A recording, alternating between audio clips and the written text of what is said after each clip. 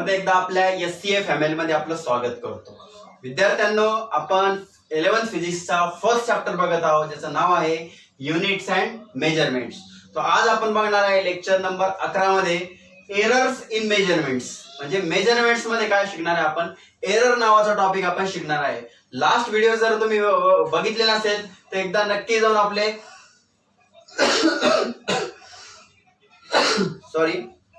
एकदा नक्की जाऊन मागचे जे काही 10 व्हिडिओज आहेत ते तुम्ही व्यवस्थित बघा, म्हणजे चॅप्टर तुम्हाला सुरुवातीपासून व्यवस्थित कळेल. आणि आता आज आपण बघणार आहे, आपल्या आजच्या लेक्चर मध्ये आपण बघणार आहे एरर्स इन मेजरमेंट्स. तर एरर्स म्हणजे काय, तर पेज नंबर आहे 8. Faulty measurement of physical quantity can lead to the error. This error broadly divided into following 2 categories. तर विद्यार्थी मित्रांनो, आपण कुठलाही जर मेजरमेंट्स करत असेल तर मेजरमेंट्स करता वेळेस जर एखादं फॉल्टी मेजरमेंट्स आपण करत असेल, फॉल्टी मेजरमेंट्स म्हणजे चुकीचं मेजरमेंट्स आपण जर त्या ठिकाणी करत असेल तर त्याला आपण काय म्हणतो, एरर म्हणतो. तर एरर म्हणजे या ठिकाणी काय, एरर म्हणजे या ठिकाणी फॉल्टी मेजरमेंट. एरर म्हणजे काय या ठिकाणी, फॉल्टी मेजरमेंट. फॉल्टी मेजरमेंट्स त्याला आपण काय म्हणू शकतो, एरर म्हणू शकतो. एरर म्हणजे एक प्रकारचा अडथळा असू शकतो, मिस्टेक असू शकते, एखादी चुकी असू शकते. म्हणजे ज्यावेळेस तुम्ही एखादं मेजरमेंट्स करताय, तुमच्याकडून काही चुकी झाली, काही मिस्टेक तुमच्याकडून झाली, किंवा तुमच्याकडून काही पण किंवा इन्स्ट्रुमेंटचा काही फॉल्ट झाला, तर ते कुठलंही कारण त्या ठिकाणी त्याला असू शकतं. तर मेजरमेंट्स करता वेळेस जर फॉल्टी मेजरमेंट्स लक्षात येतं तुम्हाला, फॉल्टी मेजरमेंट जर चुकीचं मेजरमेंट तुम्ही करत असाल तर आपण त्याला काय म्हणू शकतो, एरर म्हणू शकतो. जसं की कन्सिडर करा, तुम्हाला तुमच्या वर्गातल्या एखाद्या शिक्षकांनी त्यांना थोडासा वर्ग सोडून बाहेर जायचं असेल, किंवा मग तुम्हाला त्यांनी सांगितलं वर्गामध्ये किती संख्या आहे मोजायला तुम्हाला लावली, आणि मग तुमच्या क्लासमध्ये 50 लोक आहे आणि तुम्ही मोजले 49. तुम्ही किती मोजले, 49. आणि तुम्ही तुमच्या शिक्षकांना सांगताय 49. तर मग संख्या किती आलेली आज प्रेझेंट किती, 50, आणि तुम्ही सांगता किती, 49. मग ही काय झाली, तुमची मिस्टेक झाली, कारण तुम्ही स्वतःला काउंट केलं का, नाही केलं. त्यामुळे याला काय म्हणतो आपण, एरर म्हणतो. याला काय म्हणतो आपण, एरर म्हणतो. किंवा मोजता वेळेस तुमच्याकडून काही गडबड झाली असेल, 50 चे तुम्ही 52 मोजले असेल, तर हे जे गोष्टी आहे याला काय म्हणतो आपण, एरर म्हणतो. किंवा तुम्ही बरोबर मोजले असेल, तुम्ही शिक्षकांना बरोबर सांगितलं असेल आणि त्यांनी जर ऐकलं चुकीचं असेल तर त्यांच्याकडून लिहिलं पण कसं जाईल, चुकीचं जाईल. तर अशा वेगवेगळ्या या ठिकाणी म्हणजे कारण आहे ज्याला आपण काय म्हणतो, फॉल्टी मेजरमेंट्स म्हणतो. आणि faulty measurement it is called as काय, error. What is mean by error, error it is a faulty measurement. So error can be classify into 2 types. एररचे किती प्रकार आहेत, 2 प्रकार आहेत. ठीक आहे, टाइप्स मध्ये एररचे किती प्रकार आहे, 2 प्रकार आहे. There are 2 types of error. तर फर्स्ट आहे सिस्टमॅटिक एरर. फर्स्ट कुठला प्रकार आहे आपला, सिस्टमॅटिक एरर. Systematic error. आणि दुसरा आपला जो टाइप्स आहे तो आहे आपला रॅन्डम एरर. दुसरा टाइप्स कुठला आहे आपला, random error. So there are 2 types of error, systematic error आणि रॅन्डम एरर. बट विद्यार्थी मित्रांनो, सिस्टमॅटिक एररचे पण वेगवेगळे टाइप्स आहे, ते आपण डिटेल्स मध्ये बघणार आहे. पण पहिले मेन टाइप्स तुम्हाला या ठिकाणी कळाला असेल. There are 2 types of error, systematic error and random error. तर आपण आता बघणार आहे त्यामध्ये फर्स्ट सिस्टमॅटिक एरर. काय बघणार आहे आपण, सिस्टमॅटिक एरर. तर आता या ठिकाणी काय दिलेलं रीड करतो. Systematic error are error that are not determined by chance but are introduced by an inaccuracy involving either the observation or measurement process. Systematic error म्हणजे असा बाय चान्स एरर नाही येतो. म्हणजे असं बाय चान्स एखाद्याकडून चुकी झाली, by chance एखादं measurement चुकलं, तर हा बाय चान्स होत नाही. बाय चान्स म्हणजे कसा, रॅन्डम. जो आपला दुसरा टाइप्स आहे त्याला आपण बाय चान्स म्हणतो का, एखाद्या वेळेस कदाचितच तो एरर येतो. सिस्टमॅटिक म्हणजे काय, प्रॉपर आपण एक्सपेरिमेंट करत आहे, प्रॉपर आपण ऑब्झर्वेशन करत आहे, तरी सुद्धा आपल्या मेजरमेंट मध्ये अॅक्युरेसी नाहीये, प्रिसिजन नाहीये. तशा एररला कुठलं एरर म्हणलं जातं, सिस्टमॅटिक एरर. म्हणजे सगळी काळजी घेऊन, सगळं प्रॉपर इन्स्ट्रुमेंट आपण, बरोबर इन्स्ट्रुमेंट, क्वालिटी इन्स्ट्रुमेंट वापरून, प्रॉपर मेथड वापरून, सगळ्या गोष्टी व्यवस्थित करून सुद्धा, म्हणजे सगळं काम सिस्टमॅटिक करून सुद्धा, म्हणजे तुम्हाला एखादं काम दिलं तुमच्या शिक्षकांनी, होमवर्क दिला, सगळं सिस्टमॅटिक करून सुद्धा तुमचं एखादं आन्सर चुकलं, तर मग तशा एररला कुठलं एरर म्हणलं जातं, सिस्टमॅटिक एरर. पुढे दिलेलं आहे, source of systematic error may be the due to imperfect calibration of instrument. तर याचे कारण काय काय आहे. फर्स्ट आहे ड्यू टू इम्परफेक्ट कॅलिब्रेशन. पहिलं काय आहे source? Due to imperfect calibration. आता ड्यू टू इम्परफेक्ट कॅलिब्रेशन म्हणजे काय? आता जर तुम्ही वेट मशीन जर वेट काउंट केला असेल तर तुम्ही अॅनालॉग वेट मशीन कन्सिडर करा, डिजिटल कन्सिडर करू नका. अॅनालॉग म्हणजे कशी? सपोज हा तुमचा पॉइंटर आहे आणि अशी तुमची स्केल आहे. समजतंय तुम्हाला?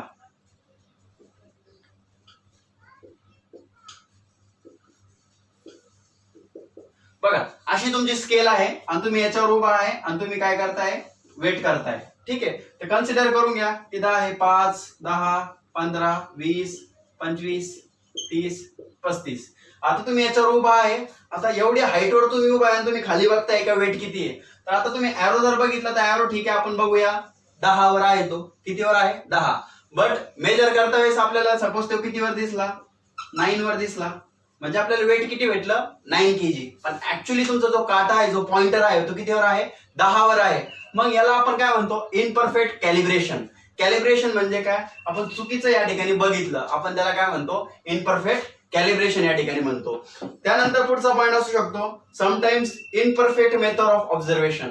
म्हणजे जर आपण ऑब्झर्वेशनची मेथड जर चुकीची वापरली तर sometimes imperfect method of observation मध्ये काय असतं? तुम्ही एखादा डिस्टन्स मेजर केला, एखादा डिस्टन्स तुम्ही मेजर केला, तुम्ही ज्या स्केलने डिस्टन्स मेजर केला ती स्केल कशामध्ये दिलेली? ती मीटर मध्ये दिलेली का सेंटीमीटर मध्ये दिलेली? मग सपोज ती सेंटीमीटर मध्ये असते जास्तीत जास्त वेळेस, ती कशामध्ये असते? सेंटीमीटर मध्ये. आणि त्या ठिकाणी मग तुम्हाला सेंटीमीटरचं कन्वर्जन मीटर मध्ये येतच नाही. तुम्हाला डिस्टन्स लिहायचा, लिहिताना कसं लिहायचं आहे? मीटर मध्ये लिहायचं आहे. आणि तुम्ही मेजर कसा केला? सेंटीमीटर मध्ये. मग आता सेंटीमीटरचं मीटर करता वेळेस जर तुमच्याकडून काही चुका झाल्या तर, किंवा कारण तुम्हाला माहितीये 100 सेंटीमीटर म्हणजे 1 मीटर असतो, बरोबर आहे? 100 सेंटीमीटर म्हणजे 1 मीटर असतो. मग सपोज तुमच्याकडे 1000 सेंटीमीटर आहे, मग 1000 सेंटीमीटर म्हणजे किती मीटर? मग 1000 सेंटीमीटर म्हणजे किती मीटर होईल? लावा तुम्ही आता. मग 10 मीटर होणार, बरोबर आहे? 1000 सेंटीमीटर इज इक्वल टू किती? 10 मीटर, बरोबर आहे? कारण 1 मीटर म्हणजे 100, तर 10 मीटर म्हणजे 1000 सेंटीमीटर.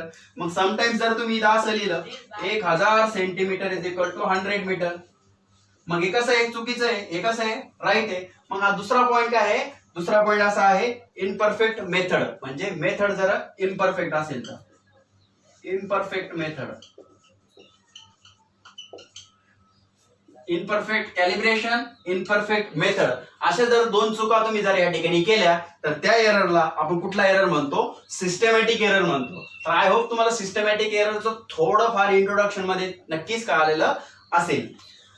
आता पुढे या ठिकाणी दिलेलं आहे If this error tends to be the one direction, either positive or negative, the source of systematic error are as follow.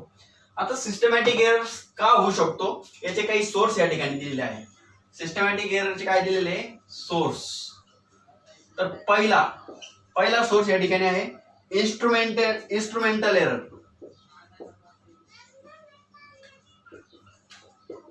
पहिला सोर्स काय आहे? Instrumental error. तर विद्यार्थी मित्रांनो, सिस्टमॅटिक एररचे सोर्स बघताय आपण. का बरं सिस्टमॅटिक एरर होऊ शकतो? काय कारण आहे त्याला? तर त्याला आपण म्हणतो सोर्स. तर पहिला सोर्स काय आहे? Instrumental error. तर या ठिकाणी दिलेले आहे, तर पेज नंबर 9 वर आपण आलो आहोत.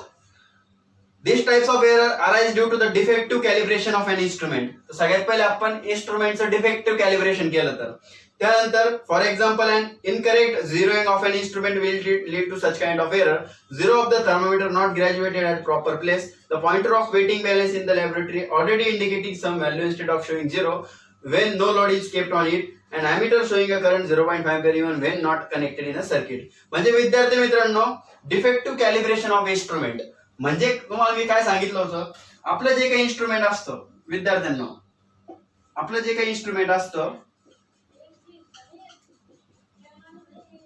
तर आपला जो पॉइंटर असतो, हा जो पॉइंटर आहे हा कधी पण कशावर पाहिजे? 0 वर पाहिजे.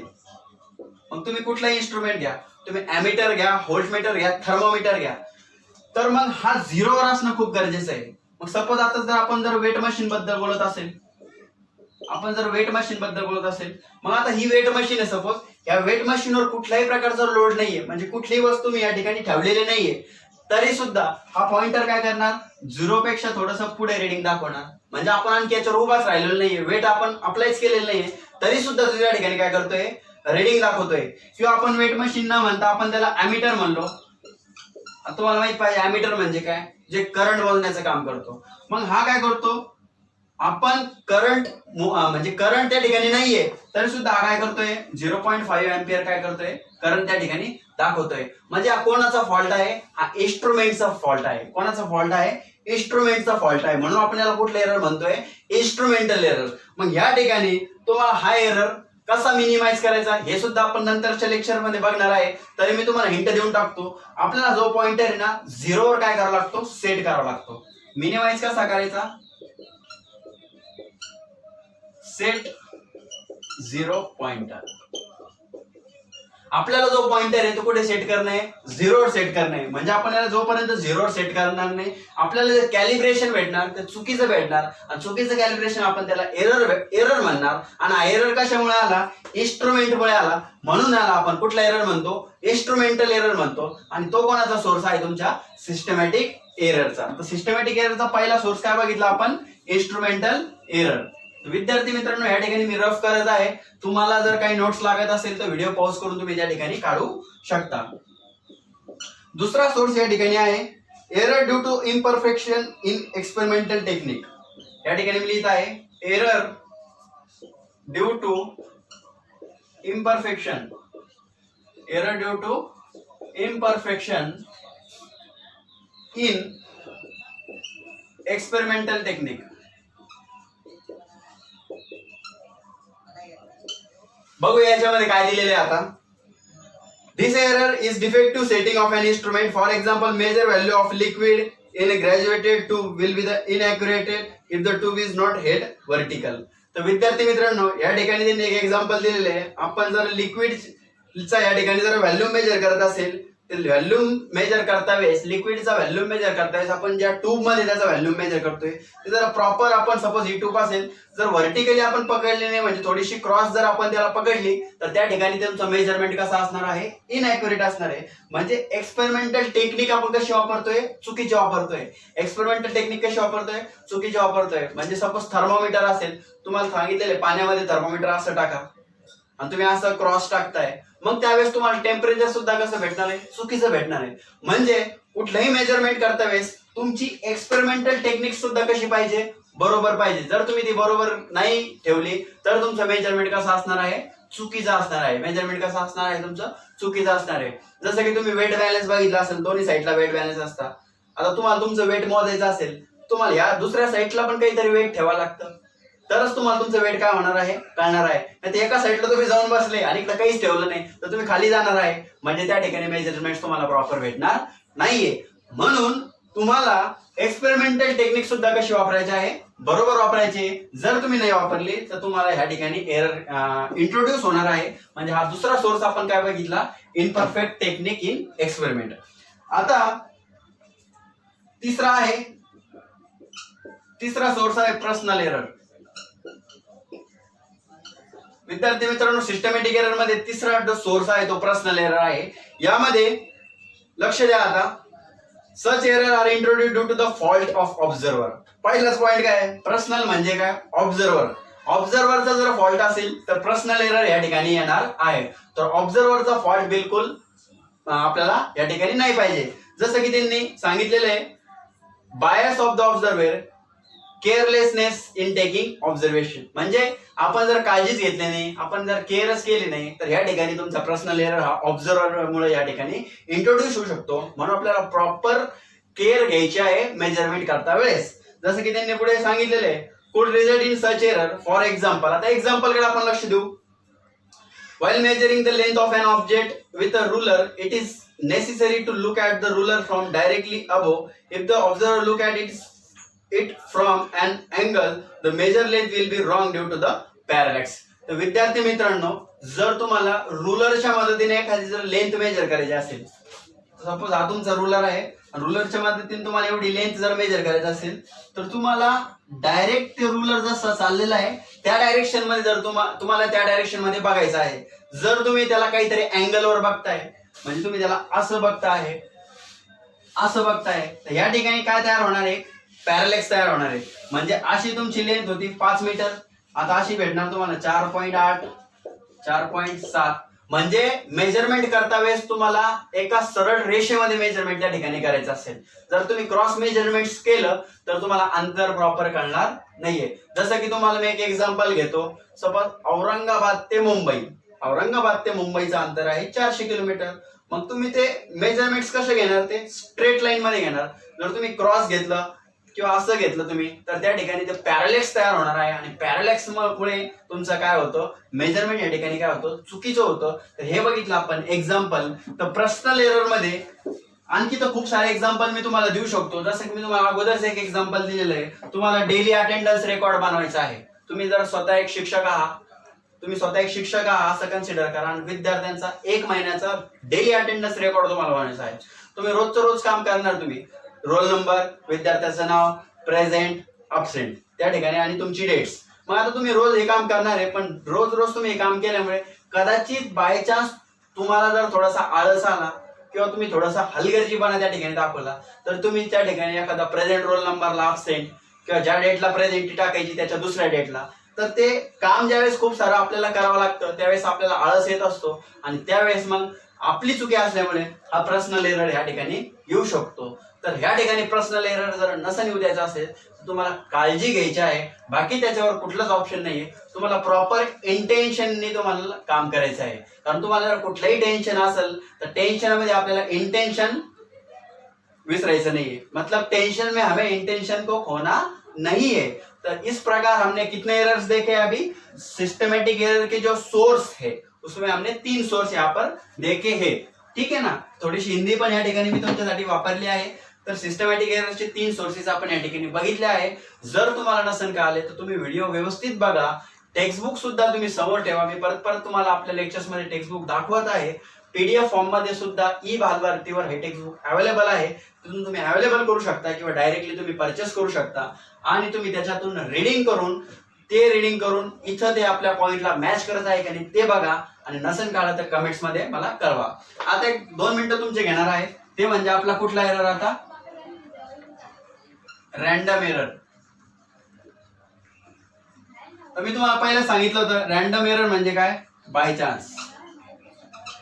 रॅन्डम एरर म्हणजे काय? By chance. म्हणजे बाय चान्स येत होतो. तर बाय चान्स कसं असतं तुम्हाला तर माहितच आहे. मला काही जास्त सांगायची गरज नाहीये. तरी सुद्धा this error which are introduced even after following all the procedure to minimize systematic error, this types of error may be positive or negative. म्हणजे आता सिस्टमॅटिक एरर आपल्याला माहित झालं आता काय कशामुळे होतो. मग आता आपण सगळी काळजी घेतली, इन्स्ट्रुमेंट चांगलं वापरलं, प्रॉपर कॅलिब्रेशन केलं, ऑब्झर्वर प्रॉपर आहे, एक्सपेरिमेंटल टेक्निक बरोबर आहे, म्हणजे सगळ्या गोष्टी प्रॉपर केल्या तरी सुद्धा बाय चान्स काही राहिला आपण म्हणतो. म्हणजे आपण एखादं प्रॉपर अरेंजमेंट केलं, घरी प्रोग्राम होता, सगळी प्रॉपर तयारी केली, पण बाय चान्स एखादं काम राहिलं आहे की नाही. तर ते काम राहिल्यामुळे या ठिकाणी बाय चान्स हा एरर येत असतो. म्हणजे हा एरर कसा असतो? पॉझिटिव्ह किंवा निगेटिव्ह. म्हणजे this error cannot be eliminated completely but we can minimize them by repeated observation and then taking their mean average. Okay. तर विद्यार्थी मित्रांनो, हा एरर आपल्याला मिनिमाइज तर करता येत नाही, पण आपण याला परत ऑब्झर्वेशन करून याची ॲव्हरेज व्हॅल्यू आपण काय करू शकतो? फाइंड आउट करू शकतो. जसं की तुम्हाला मी उदाहरण दिलं होतं, औरंगाबाद ते मुंबईचं अंतर 400 किलोमीटर आहे. औरंगाबाद ते मुंबईचं अंतर 400 किलोमीटर आहे. पण मोस्ट ऑफ वेळेस सपोज तुम्हाला 390 किलोमीटर भेटलं. मग आता तुम्हाला काय करावं लागेल? मग आता मला खरंच सांगा हे अंतर मोजलं कसं असेल? मग त्यावेळेस वेगवेगळ्या 10 व्यक्तींनी किंवा 10 व्यक्तींनी वेगवेगळं अंतर मेजर केलं असेल किंवा एकाच व्यक्तीने 10 वेळेस ते अंतर मेजर केलं असेल. तर आपण एकाच व्यक्तीने 10 वेळेस ते अंतर मेजर केलं असेल असं कन्सिडर करू. मग 10 वेळेस जर ते अंतर मेजर केलं असेल तर त्यांना कशा व्हॅल्यू भेटतील? सपोज 390 भेटेल, 395, 400, 410, 420, 410, 420, 400, 400, 400 अशा रिपीटेड रिडिंग घेतल्यानंतर ऍव्हरेज काढल्या जातात. आता ऍव्हरेज कसं काढलं जातं? म्हणजे काही 10 रिडिंग्स आहे, 10 रिडिंग्सचे प्लस करत जायचं आणि डिवाइड बाय त्याला 10 करायचं. मग सपोज ऍव्हरेज किती आलं? 400 आलं. मग त्या ऍव्हरेजलाच आपण काय म्हणणार त्या ठिकाणी? आपलं करेक्ट आन्सर. मग हा एरर जर मिनिमाइज करायचा असेल तुम्हाला रिपीटेड ऑब्झर्वेशन करायचे आहे आणि रिपीटेड ऑब्झर्वेशन करून तुम्हाला त्याची ऍव्हरेज व्हॅल्यू त्या ठिकाणी कन्सिडर करायची आहे. त्यानंतर random error accord due to the variation in condition in which experiment is perform. तर वेगवेगळ्या कंडिशन नुसार सुद्धा हा एरर येऊ शकतो. जसं की मी तुम्हाला सांगितलं ना, एक व्यक्तीने 10 वेळेस ते काम केलं आणि 10 व्यक्तींना एक एक वेळेस ते काम केलं, मग 10 व्यक्ती ज्यावेळेस वेगवेगळ्या टायमाला ते काम करतायत तर कंडिशन्स बदलणार आहे. प्रत्येक व्यक्तीचं डोकं हे वेगळं चालतं म्हणून कंडिशन्स त्या ठिकाणी वेगळ्या असणार आहे. जसं की एक्झाम्पल दिलेलं आहे, the temperature may change during the course of an experiment, pressure of any gas in the experiment may change, or voltage of the power supply may change randomly. तर विद्यार्थी मित्रांनो, सपोज आपण कन्सिडर करू जसं की तुम्ही 10 लिटर पाणी गरम केलं, आणि तुम्हाला त्याचं टेम्परेचर मोजायचं आहे. मग आता तुम्ही आले, तुम्ही टेम्परेचर मोजलं, मग आता 5 मिनिटं वेळ झाला, परत तुम्ही कोणाला तरी मेजर करायला लागलो, परत 5 मिनिटं वेळ झाला, परत तुम्ही मोजायला लागलो. तर मग जसं जसं टाइम चेंज होणार आहे, कंडिशन्स चेंज होणार आहे, कंडिशन्स नुसार तुमचं टेम्परेचर बी चेंज होणार आहे. आणि ते पाणी कंटिन्युअसली तेवढं गरम थोडी राहणार आहे, ते थंड पण होऊ शकतं, बरोबर आहे की नाही. तर त्या ठिकाणी प्रेशर असो का टेम्परेचर असो का तुमचं पॉवर असो, हे रॅन्डमली तुमचं काय होत असतं, चेंज होत असतं. हे चेंज होण्याचं कारण काय आहे, त्या ठिकाणी तुमच्या काही कंडिशन्स आहे. तर रॅन्डम एरर हा जास्त टेन्शन नाही आपल्याला, कारण हा बाय चान्स असतो, हा खूप कमी असतो, हा शक्यतो येत नाही, आला तर बाय चान्स येतो. मग एक तर याला मिनिमाइज करता येतो किंवा येतच नाही, ठीक आहे. येत नाही तर मग सोडून द्या, पण येत असेल तर मग कसं मिनिमाइज करता येईल, मग त्याला एकच ऑप्शन आहे, रिपीटेड ऑब्झर्वेशन. आपण जेवढे रिपीटेड ऑब्झर्वेशन करू त्याच वेळेस तुमचा रॅन्डम एरर काय होणार, मिनिमाइज होणार. म्हणजे रिपीटेड ऑब्झर्वेशन. ओके. तर विद्यार्थी मित्रांनो, या ठिकाणी आज आपण बघितलेलं आहे मेजरमेंट्स मध्ये एरर. एरर्स इन मेजरमेंट्स आपण बघितलं. तर फॉल्टी मेजरमेंटला आपण एरर म्हणलो, त्याचे टाइप्स आपण बघितले, सिस्टमॅटिक आणि रॅन्डम. सिस्टमॅटिक म्हणजे काय, सगळ्या प्रॉपर टेक्निक एक्सपेरिमेंट सगळं काही बघून सुद्धा तरी सुद्धा एरर इंट्रोड्यूस झाले, त्याला आपण सिस्टमॅटिक म्हणलो. मग सिस्टमॅटिक मध्ये 3 सोर्स आपण बघितले, इन्स्ट्रुमेंटल एरर, पर्सनल एरर आणि इनपरफेक्ट टेक्निक, असे 3 सोर्स त्याचे बघितले, ते तुम्ही व्यवस्थित बघा. आणि रॅन्डम एरर म्हणजे बाय चान्स आहे, त्याला मिनिमाइज करताच येत नाही, पण मिनिमाइज करायचं असेल तर रिपीटेड ऑब्झर्वेशन करावं लागेल. आणि ऑब्झर्वेशन केल्यानंतर तुम्हाला काय घ्यावं लागेल, ऍव्हरेज घ्यावं लागेल. काय घ्यावं लागेल, ऍव्हरेज व्हॅल्यू तुम्हाला त्या ठिकाणी घ्यावा लागेल. जे मी तुम्हाला डिस्टन्स मेजर करायचं औरंगाबाद ते मुंबईचं मी तुम्हाला उदाहरण दिलं. ठीक आहे, तुम्ही ठीक आता हे व्यवस्थित तुम्ही नोट डाऊन करून घ्या. काही जर तुम्हाला नसेल कळलं तुम्हाला कमेंट